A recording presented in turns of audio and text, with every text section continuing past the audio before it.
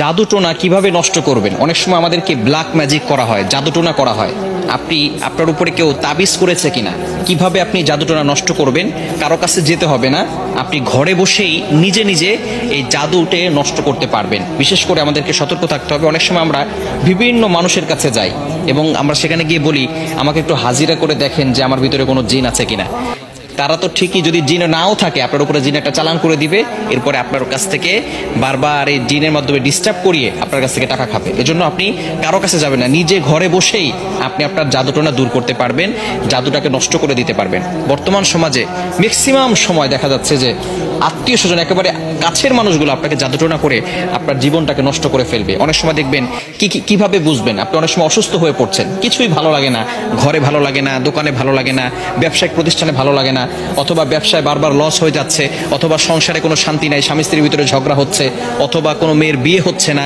এই ধরনের কারণগুলো হচ্ছে ব্ল্যাক ম্যাজিক করা, জাদুটোনা করা।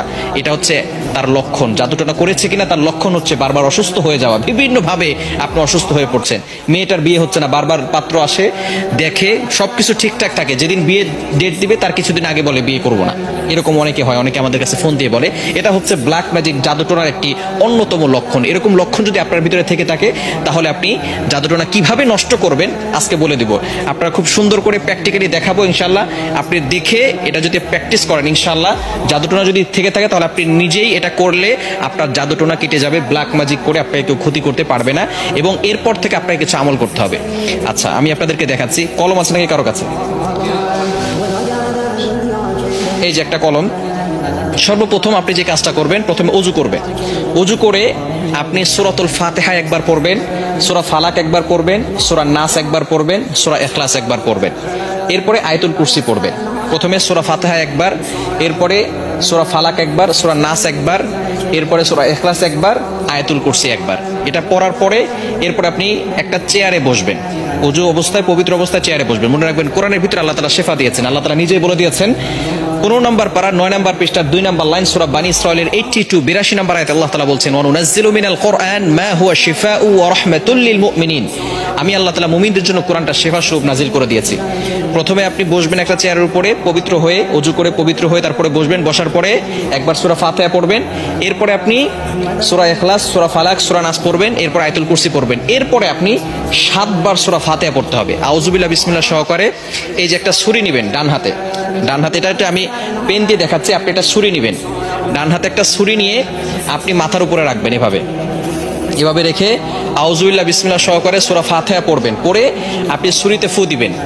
ছুরিতে ফু দেওয়ার পরে এরপরে ছুরিটা শরীরের সাথে টাচ করবেন না। টাচ না করে আপনি একেবারে সোজা কপাল থেকে নাক বরাবর, বুক বরাবর 2 পায়ের মাঝখানে রাখবেন।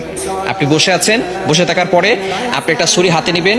প্রথমে পবিত্র হলেন, সূরা ফাতিহা পড়লেন, ইখলাস পড়লেন, ফালাক পড়লেন, নাস পড়লেন, আয়াতুল কুরসি পড়লেন। এরপরে ছুরিটাকে আউযুবিল্লাহ বিসমিল্লাহ সহকারে সূরা ফাতিহা পড়ে ছুরিতে ফু দিবেন। ফু দিয়ে এরপরে ছুরিটা এভাবে নেবেন, সোজা, টাচ করবেন না, শরীরের সাথে টাচ না করে সোজা আপনি নিজে 2 পায়ের মাঝখানে রাখবেন। বুঝা গেছে? এভাবে একবার করলেন। আবারও আউযুবিল্লাহ বিসমিল্লাহ সহকারে সূরা ফাতিহা পড়বেন, শুধু সূরা ফাতিহা পড়ে ছুরিতে ফু দিবেন। ফু দিয়ে আপনি এটাকে সোজা নিয়ে যাবেন ইনশাআল্লাহ। এভাবে 7 বার করলে যদি কেউ আপনাকে ব্ল্যাক ম্যাজিক করে, জাদুটোনা করে, সেহের করে, তাহলে আপনার সেটা কেটে যাবে, আর কোনো সমস্যা হবে না। এরপর থেকে আপনাকে যাতে করে আর কেউ জাদু করতে না পারে, মাস্ট বি আপনাকে 5 ওয়াক্ত নামাজ পড়তে হবে। এবং কেউ যাতে করে জাদু করে, তাবিজ করে আপনাকে কোনো ক্ষতি করতে না পারে, 5 ওয়াক্ত নামাজ পড়ে আয়াতুল কুরসি, 4 কুল, সূরা বাকারা শেষ 2 আয়াত, এগুলো পড়ে বুকে ফু দিবেন এবং হাতে ফু দিয়ে পুরো শরীরকে মাসাজ করে দিবেন।